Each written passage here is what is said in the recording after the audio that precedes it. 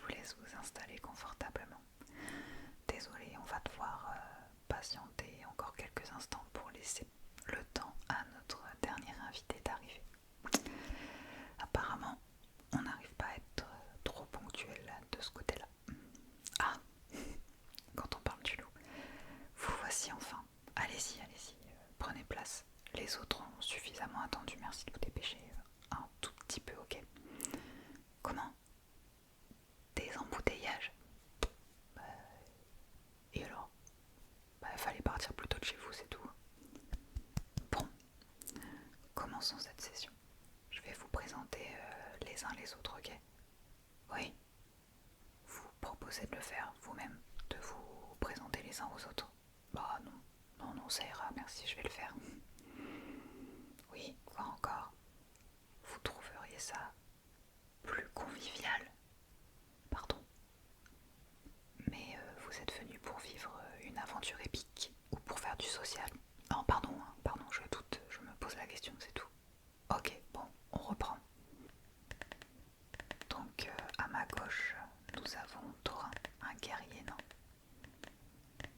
Barbe tressée, armure cabossée, l'odeur de la bière encore sur lui.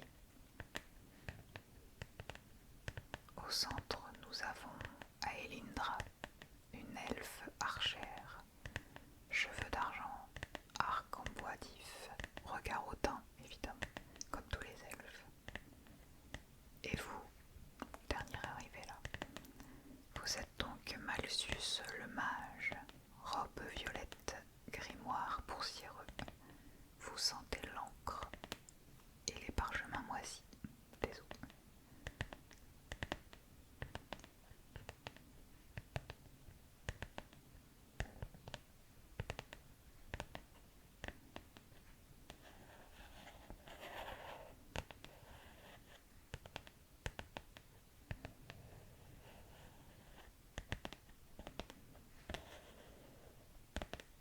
Avant de commencer, quelques petites règles.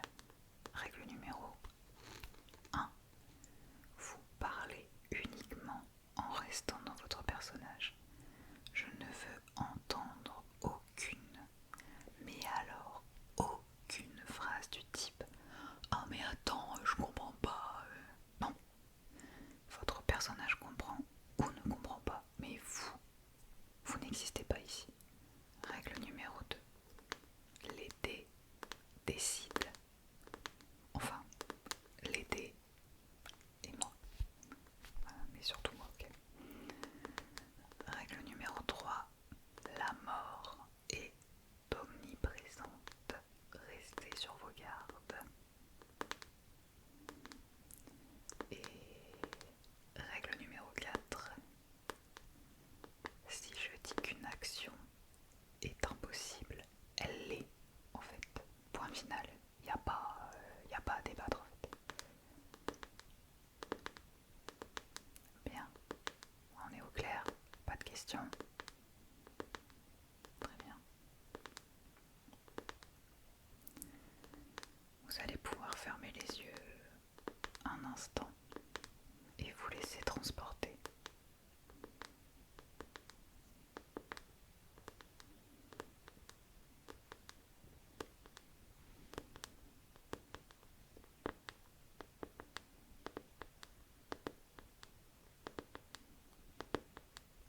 Vous vous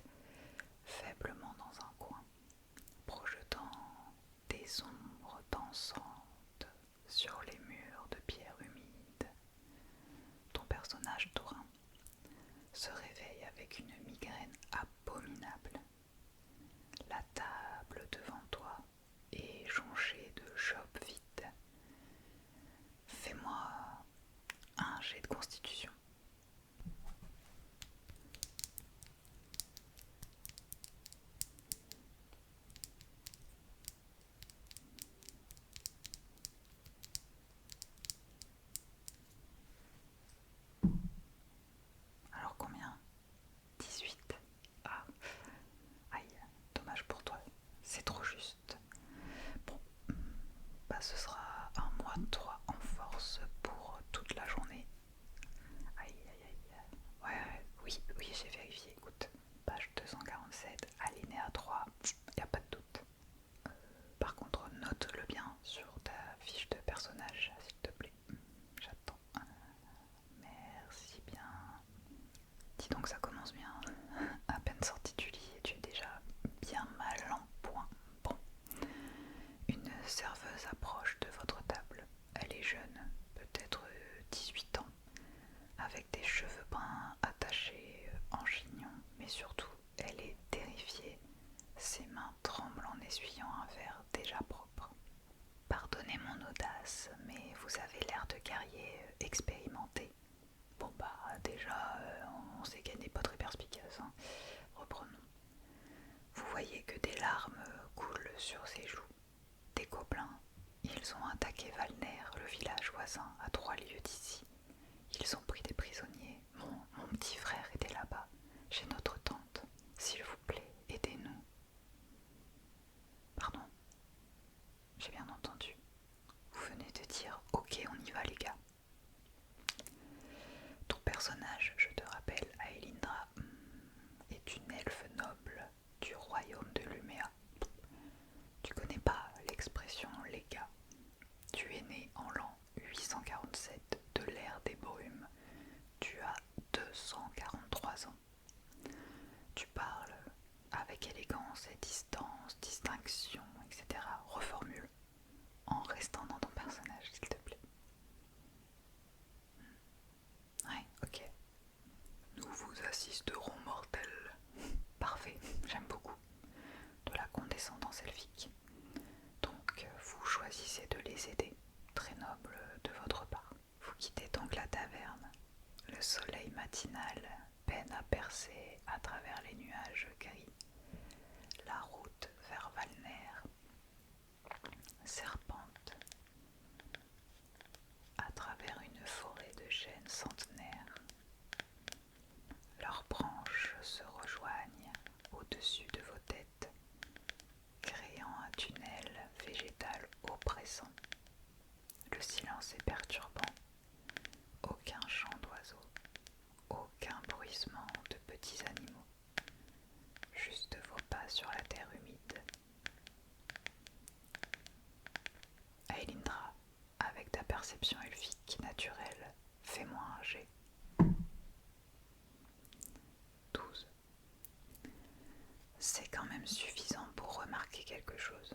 Tu aperçois des traces nombreuses, des pieds nus plutôt petits et des traînées dans la boue, comme si on avait traîné des corps. Les traces sont récentes, moins d'une heure à peu près. Vous décidez de les suivre. Ok, très bien. Alors vous avancez prudemment en suivant les traces. La forêt devient plus dense, plus sombre. Malcius, ton grimoire pend à ta ceinture. Les pages émettent une faible lueur bleue magique. Soudain, Thorin, fais-moi un jet de perception. Un 6. Parfait. Tu ne remarques absolument rien. Une flèche siffle et se plante dans ton épaule. 2 points de dégâts. Non, attends. J'ai failli oublier. Avec ton malus de ce matin, ça fait 5 points de dégâts. Tu étais à combien déjà? 12 points de vie. Bon, il t'en reste quand même 7. Des silhouettes vertes émergent des fourrés. 2, 5, 8. Au final, c'est 15 gobelins qui vous encerclent, petits, trapus, la peau verdâtre couverte de cicatrices et de crasses. Ils portent des armures de cuir rafistolées et des armes rouillées, mais leurs yeux jaunes brillent d'une intelligence sournoise. Oui, j'ai dit 15, pourquoi? Ça fait beaucoup. Ah, bon, peut-être que je me suis trompée. Attendez, je vérifie. Ouais, vous avez raison, ce n'était pas 15.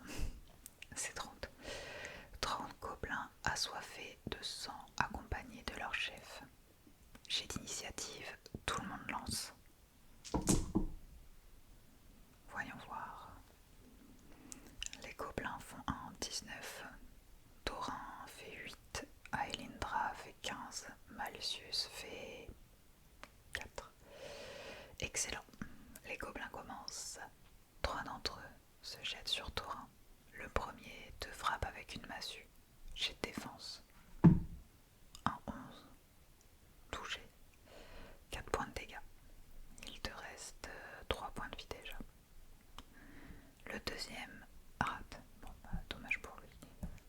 Le troisième, jet de défense à nouveau. Un 7. Oh. Sa dague s'enfonce dans ta cuisse, juste entre deux plaques d'armure. 6 points de dégâts. Ah, ça te fait -3. Bon, bah tu tombes à genoux. Le sang coule abondamment de ta plaie. Tu vois tes compagnons se battre, mais ta vision se trouble. Les bruits deviennent lointains et tu perds connaissance. Non, tu n'es pas mort. Pas encore. Mais tu es inconscient et mourant. À chaque tour, tu vas lancer un jet de mort. 3 échecs et tu meurs. 3 réussites, tu te stabilises. Amusant, hein. Aelindra, c'est à toi. Ok, tu décoches une flèche vers le gobelin le plus proche de Malthus. Vas-y, fais-moi ton jet. Un 18. Avec ton bonus d'archer, ça fait 22 au total. Touché. La flèche transperce sa gorge. Il s'effondre en gargouille. Malthus, ouais, c'est à toi. Tu lances quel sort du coup? Éclat de givre, parfait. Fais-moi un jet d'arcane alors. 14, ça passe. 2 gobelins sont touchés par le cône de glace. Ils hurlent en se couvrant de givre et s'effondrent totalement gelés. Les gobelins restants, il y en a encore 6. Ils commencent à paniquer. Leur chef, un gobelin plus grand, avec un casque cabossé, hurle des ordres dans leur langue gutturale. Mais 3 d'entre eux fuient et courent vers la forêt. Les autres continuent de se battre, mais c'est désormais en votre faveur. 2 minutes plus tard, le dernier gobelin tombe, une flèche d'Aelindra entre les omoplates. Le silence retombe sur la forêt. Ah oui, Thorin, tu es toujours en train de mourir. Tu as lancé combien de jets? Ok, 2 réussites, un échec. Vas-y, lance le dernier. Un 13. Tu te stabilises, dommage. Bon. Malthus, tu t'approches de Thorin. Tu appliques des bandages sommaires et ainsi il récupère 1 point de vie. Tu as un vrai rogue. Aelindra, tu décides d'inspecter les corps des gobelins. Ok, vas-y, fais-moi un jet d'investigation. Un 16, bien. Tu trouves quelques pièces de cuivre sans valeur, des morceaux de viande séchée douteuse et une amulette en os, gravée de symboles que tu ne connais pas, mais qui émettent une lueur rouge sombre. Malthus, jet d'arcane pour identifier. 9. Ah, insuffisant. Bon bah vous savez juste que c'est de la magie noire. Ancienne, très ancienne. Et ça vous met mal à l'aise. Plus intéressant encore, vous trouvez une carte grossièrement dessinée sur un morceau de peau. Elle montre un chemin à travers la forêt, menant à ce qui ressemble à un vieux fort en ruine. C'est là qu'ils retiennent les prisonniers probablement. Que décidez-vous de faire? Ok, très bien. Vous continuez donc vers Valner et en sortant de la forêt, vous découvrez des ruines fumantes. Le village a été ravagé. Les maisons sont des squelettes de bois carbonisés. L'odeur de chair brûlée flotte dans l'air. Pas un bruit, pas un survivant visible. Au centre du village, près de ce qui était la place principale, vous trouvez des traces, beaucoup de traces, menant vers le nord, vers la forêt, vers le fort sur la carte. La nuit commence à tomber. Le ciel prend des teintes violettes et orangées. Vous suivez les traces vers le nord. La forêt ici est plus ancienne encore. Les arbres sont massifs, tordus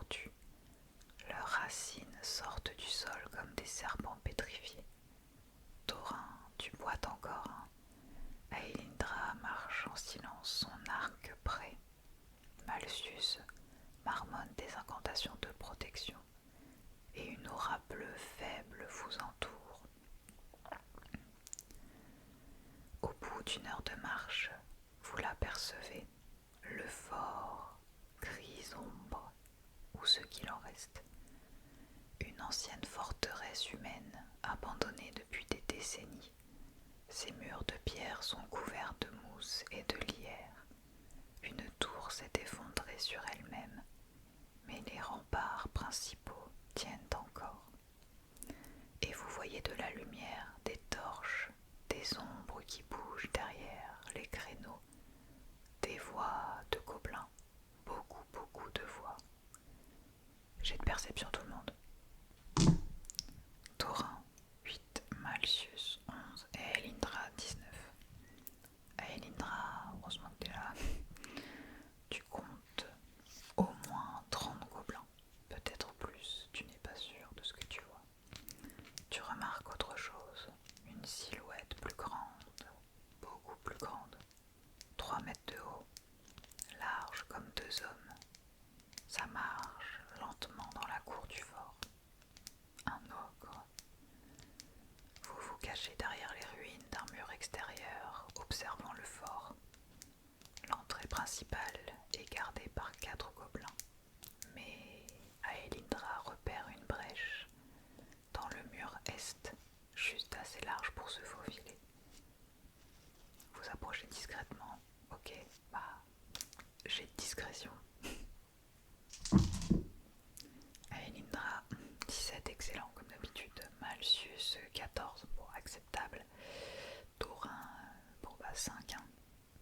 Avec ton armure métallique qui cliquette à chaque pas, tu fais un bruit de casserole dévalant un escalier. Un gobelin sentinelle se retourne, ses yeux jaunes se fixent sur vous. Il ouvre la bouche pour crier l'alarme. Aelindra, tu as une chance. Un tir de flèche. Initiative. Un 16. Le gobelin fait 15. Ta flèche vole et se plante dans son œil et il s'effondre silencieusement. Vous l'avez échappé belle. Vous vous faufilez à travers la brèche. À l'intérieur, le fort est un dédale de couloirs sombres et de salles effondrées. L'humidité sointe des murs. Des champignons luminescents poussent dans les coins, jetant une lueur verdâtre maladive. Vous entendez des voix, des pleurs venant des profondeurs. Vous descendez un escalier de pierre, les marches sont glissantes. Thorin, jet de dextérité. Un 3. Tu glisses. Ton pied se dérobe, tu dévales 3 marches en faisant un boucan terrible et tu perds 2 points de vie. Il t'en restait combien? Bon, tu tombes inconscient, désolé, encore. Décidément, Thorin n'est pas fait pour les donjons. Aelindra et Malcius traînent le nain inconscient et atteignent le bas de l'escalier. Devant vous, une lourde porte en bois, renforcée de fer, un cadenas rouillé mais solide. Malcius, tu tentes de crocheter. J'ai de... Ah, non, désolé, t'as pas la compétence en fait. Sort de déblocage magique. Tu l'as? Bon, je te laisse d'abord vérifier ton grimoire. Ah non. Non, je vois en fait là rien. Tu as juste éclair de givre et projectile magique. Tu pourrais faire exploser la porte, mais ça alerterait tout le fort. 30 gobelins et un ogre contre vous deux. Et un nain inconscient. Ah, Thorin vient de réussir un jet de mort. Tu te réveilles à 1 point de vie, quelle chance. Vous pouvez tenter de défoncer la porte. Ouais, ok, jet de force alors. Un 20, un coup critique.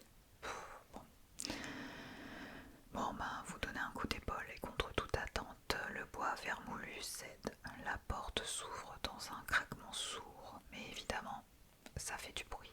Vous entendez des pas précipités au-dessus. Des gobelins sont en train d'arriver. À l'intérieur du cachot, vous voyez une douzaine de villageois, hommes, femmes, enfants, attachés, sales, terrifiés. S'il vous plaît, aidez-nous. Vous avez 30 secondes avant que les gobelins n'arrivent. Que faites-vous? Ok. Donc Malcius tranche les cordes avec un couteau. Aelindra aide les prisonniers à se lever. son corps à un point de vie. Ok, courageux, courageux, mais stupide. Les gobelins apparaissent dans le couloir.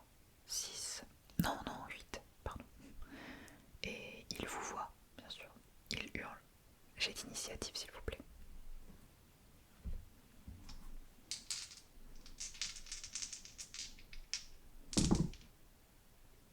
C'est le chaos. L'espace est étroit. Les prisonniers hurlent. Les gobelins se jettent sur vous. Thorin, tu es en première ligne à un point de vie. Un gobelin te frappe. Jet de défense. 8. Sa lance te transperce l'abdomen. 7 points de dégâts. Tu es à -6. Tu t'effondres. Le sang forme une flaque autour de toi. Et ta vision s'assombrit. Tu es mort. Thorin, le nain, est mort. Quoi? C'est injuste. Bah c'est comme ça. Je l'avais dit dans les règles, non? C'est comme ça, je décide. Bon, Aelindra, elle décoche 3 flèches en succession rapide. 3 gobelins tombent. Malsus, quant à lui, lance un éclair de givre. 2 autres sont gelés. Les 3 derniers fuient, remontent l'escalier en courant. Mais vous savez ce que ça veut dire. Ils vont chercher des renforts. L'ogre, vous avez peut-être 2 minutes avant qu'il n'arrive. Les prisonniers vous supplient de les sauver. Vous les guidez vers l'escalier. Malsus passe devant. Aelindra couvre l'arrière. Vous montez, montez. Le corps de Thorin reste en bas, abandonné. Le sol tremble, des pas lourds, très très lourds. L'ogre arrive. Vous émergez dans la cour du fort. Une trentaine de gobelins vous entourent. Et derrière eux, l'ogre. 3 mètres de haut, muscles saillants couverts de cicatrices. Une massue hérissée de clous. Son souffle sent la viande pourrie. Il vous regarde et sourit, révélant des dents cassées et noires. Alors, qu'est-ce que vous décidez de faire? Ok. Un peu original, mais ok, bon. Malsus lance tous ses sorts restants, apparemment. Projectile magique sur l'ogre pour le distraire. Bon. Les missiles de force frappent le torse de l'ogre. Il grogne de douleur, mais ce n'est rien pour lui, juste une irritation. Ça lui fait tourner la tête vers vous. Aelindra en profite pour tirer une corde qu'elle avait repérée. Un vieux mécanisme de défense. Un filet de pierre s'effondre depuis les remparts. Tombant sur une douzaine de gobelins, ils hurlent, écrasés. Les prisonniers courent vers la brèche dans le mur, vous les couvrez. Aelindra abat gobelin après gobelin, mais ils sont trop nombreux. Une flèche de gobelin la touche à l'épaule. 4 points de dégâts. Il t'en reste combien? 6. Ok.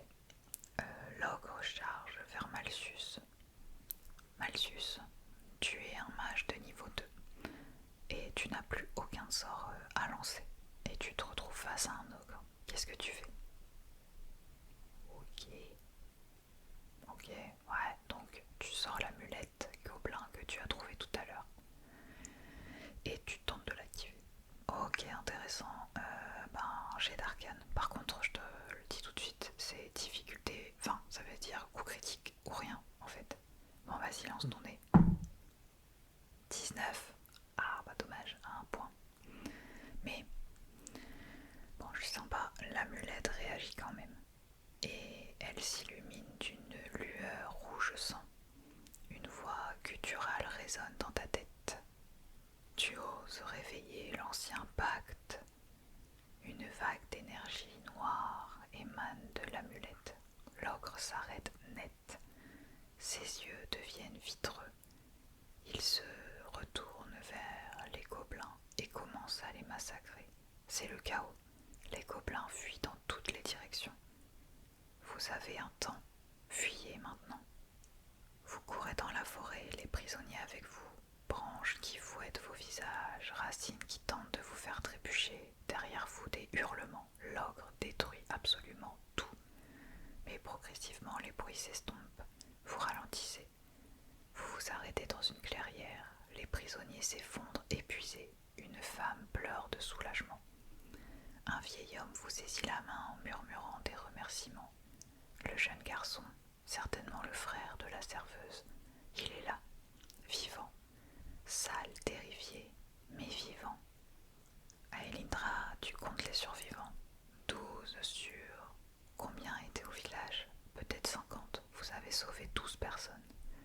Malsus, l'amulette dans ta main, elle est maintenant froide, inerte, mais tu sens quelque chose, une marque sur ta paume, un symbole noir qui n'était pas là avant.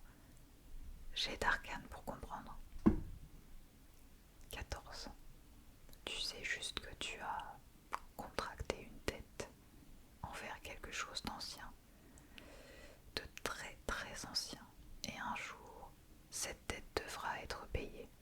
Le voyage de retour prend des heures. L'aube se lève quand vous apercevez enfin la taverne. De loi étranglée. La serveuse est dehors. Elle balaie mécaniquement, le visage vide, quand elle vous voit arriver avec les survivants. Elle lâche son balai, court vers le groupe et trouve son frère. Il s'étreigne, elle pleure, lui aussi. Elle se tourne vers vous, les larmes coulant sur ses joues. Merci, merci, je n'ai rien pour vous payer, mais merci. La dure réalité des aventuriers.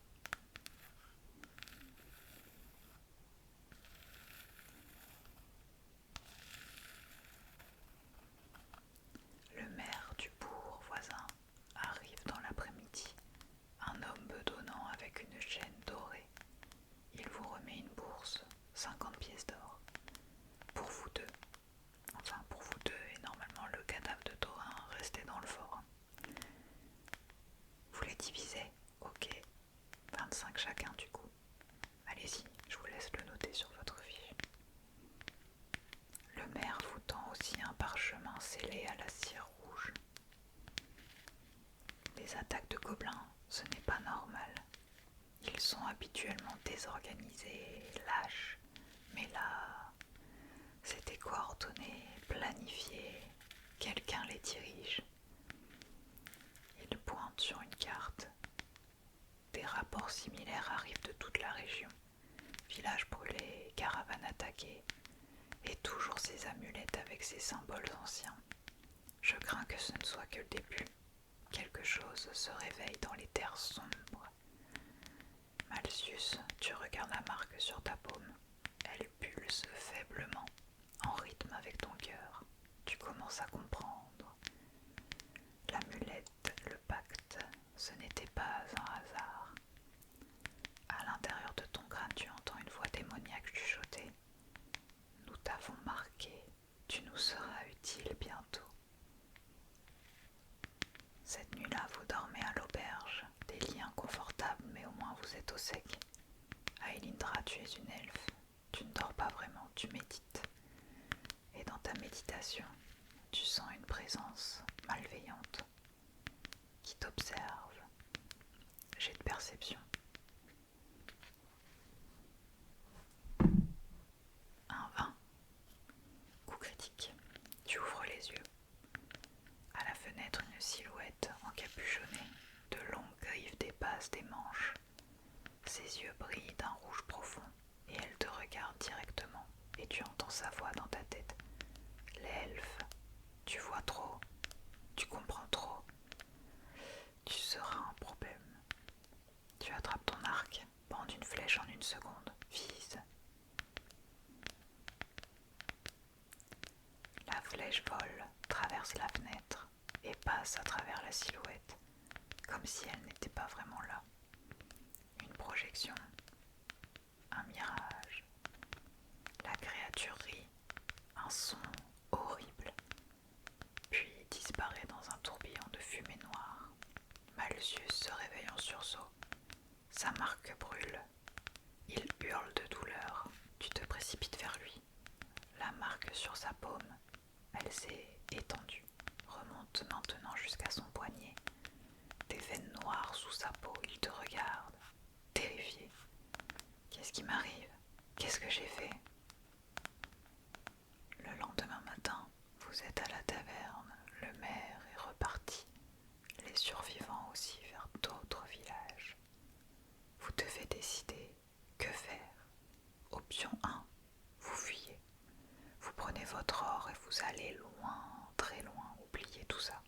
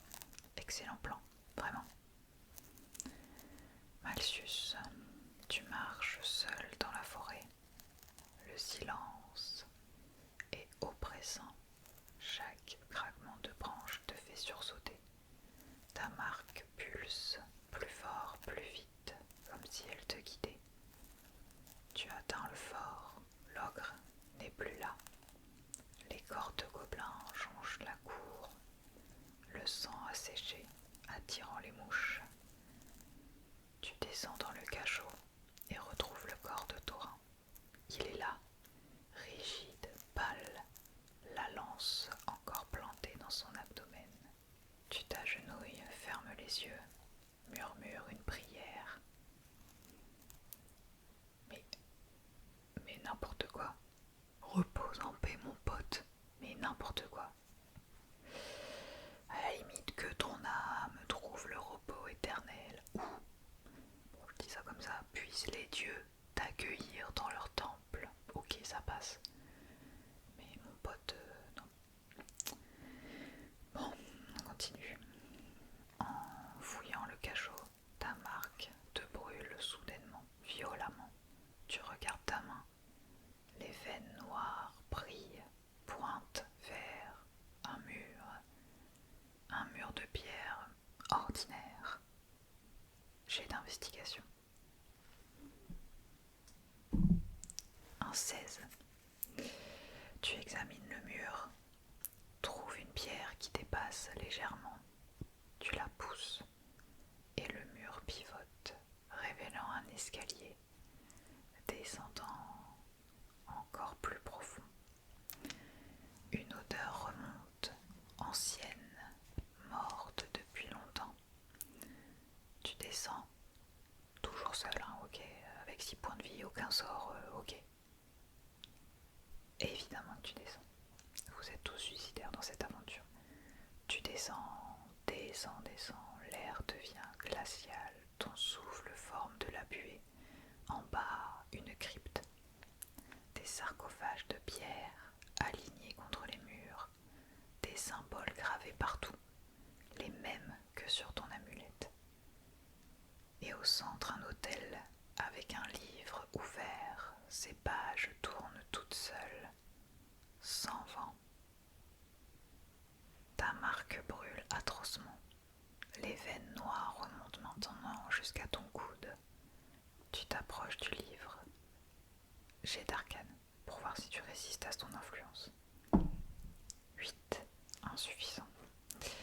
Tu te penches, commences à lire. Les mots s'inscrivent directement dans ton esprit. Les 5 seigneurs dorment, mais leur sommeil s'achève. Les sceaux s'affaiblissent, et toi, marqué, tu ouvriras la voie.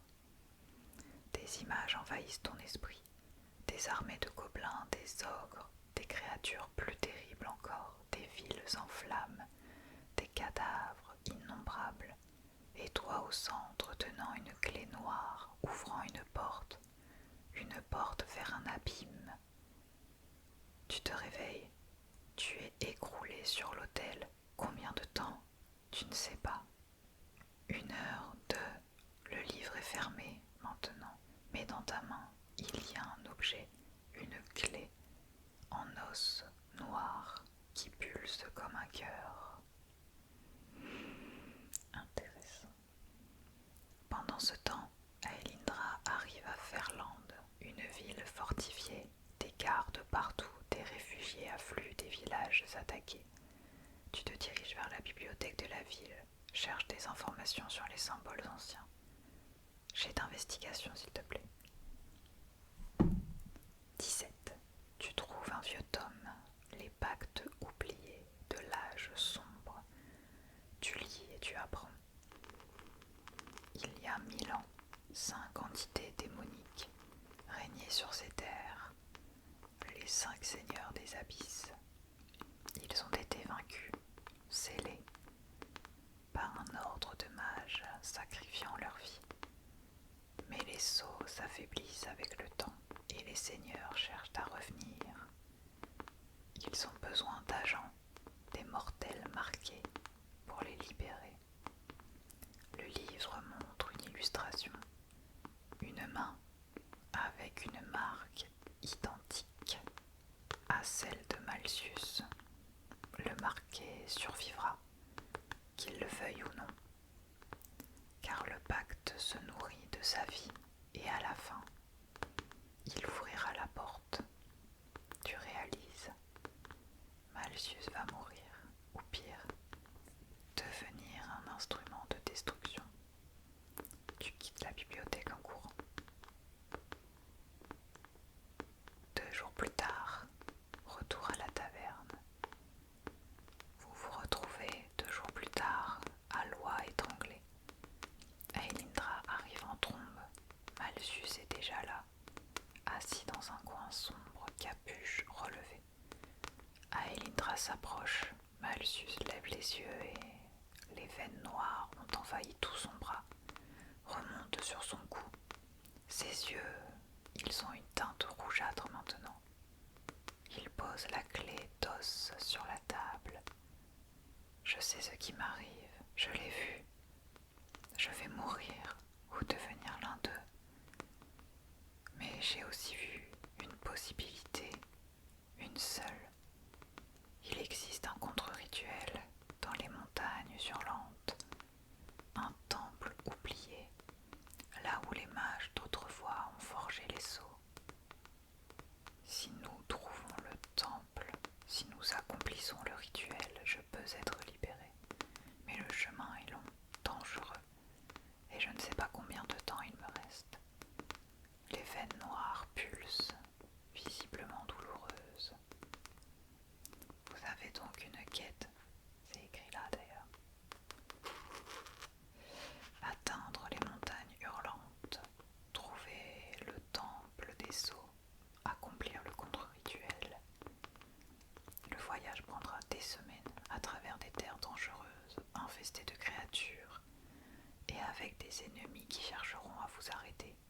Parce que si Malsus est libéré, les 5 seigneurs perdent leur marque, leur clé, et ils ne pourront pas revenir.